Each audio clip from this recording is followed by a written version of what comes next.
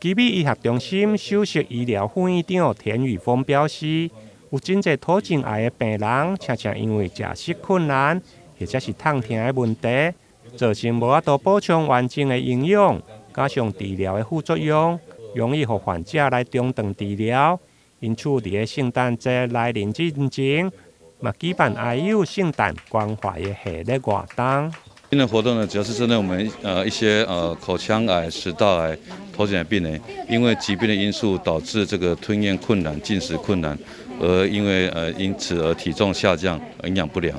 那也因为这样的因素呢，它的治疗没办法再继续哈，所以我们今天特别举办这个活动，透过我们的福袋的这个赠送，里面有提供我们特别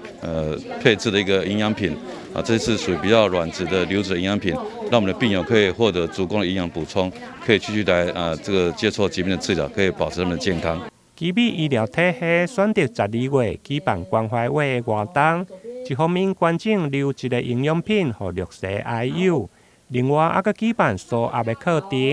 现场佫布置圣诞大圣宫，提供朋友来写出家己的心情感受，做伙来守护朋友的健康。台南新闻林根采访报道。